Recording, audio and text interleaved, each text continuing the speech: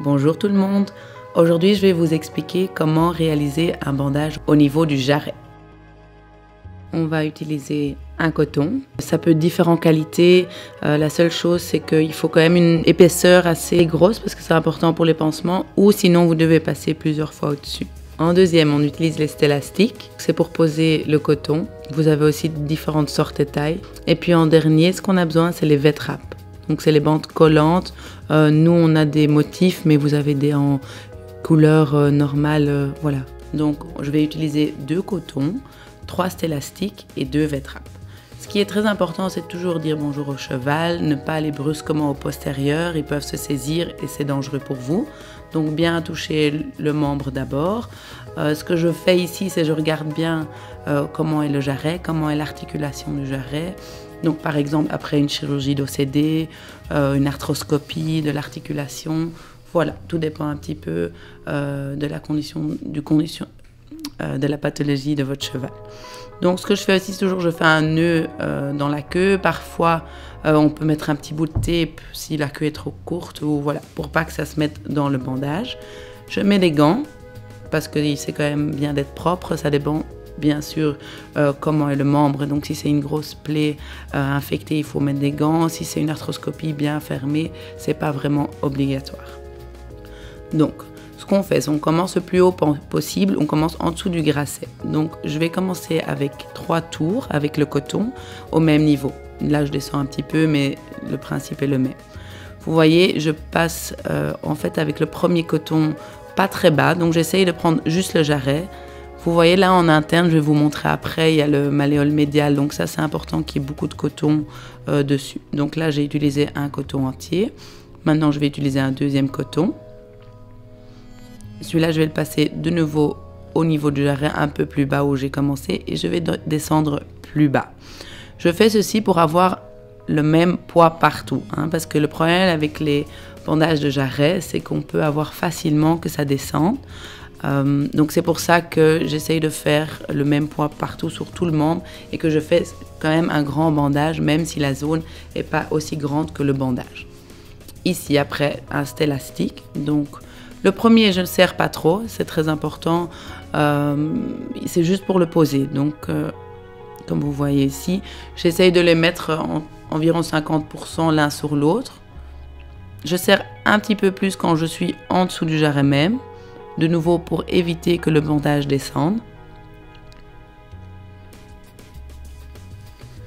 Si vous n'êtes pas du tout habitué à faire des bandages ou pas du tout habitué avec les chevaux, c'est mieux que votre vétérinaire vienne faire ce genre de bandage parce que c'est quand même assez complexe et on peut faire beaucoup d'erreurs. Donc, je fais vraiment cette vidéo pour vous montrer comment faire quand vous avez l'habitude pour après les chirurgies. Donc ici, vous voyez que je serre déjà plus. Donc, j'essaye toujours de serrer à l'avant, donc dorsalement, et pas à l'arrière. Pas serrer sur les tendons, là, au tendon d'Achille, on peut dire. Parce que là, on peut créer aussi des tendinites comme à l'avant. Donc, je vais utiliser un troisième. Le bandage est plus grand qu'un bandage de boulet et nouveau pour avoir moins de chances que le bandage descende. Voilà. C'est un petit peu de l'habitude aussi de savoir combien on peut serrer. Donc si c'est la première fois que vous faites, je préfère que vous demandez d'abord à votre vétérinaire de le faire avec vous. Et après, vous pouvez toujours utiliser cette vidéo pour regarder et pour l'utiliser. Après, j'enlève toujours mes gants pour faire le V-trap parce que sinon c'est assez compliqué, ça colle un peu.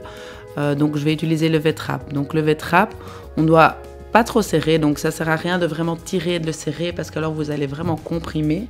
Donc c'est important de juste tirer un petit peu et puis de le poser, comme je fais ici. Voilà, je vais utiliser un V-trap complet comme un petit peu avec le coton et puis après je vais redescendre avec mon deuxième V-trap. Ce genre de bandage, vous pouvez laisser 2-3 jours ou le faire tous les 2 jours. Donc nous, après les chirurgies d'OCD par exemple, les arthroscopies, on dit qu'il faut les changer tous les 2 jours. Si maintenant le bandage est vraiment en parfait état, que la jambe est bien, qu'il n'y a pas de petite plaie en dessous, vous pouvez le laisser plus longtemps. Garder un bandage qui est à moitié posé, ça c'est pas bon du tout parce que les points de pression sont à des autres endroits et c'est comme ça qu'on crée des petites plaies des petites irritations et ça on ne veut pas. Je voulais vous expliquer plus précisément pour les problèmes qui peuvent survenir à cause des bandages du jarret. Donc ce qui est très important, c'est en face interne, donc on appelle ça la face médiale, c'est l'os du malléole médial. Donc le problème, c'est que c'est de l'os avec juste de la peau. Donc si vous mettez pas assez de coton et que vous serrez trop fort ou que le bandage descend et qui comprime alors cet endroit-là, on peut avoir des petites lésions, des plaies, on peut vraiment même avoir des plaies jusqu'à l'os qui durent très longtemps à guérir.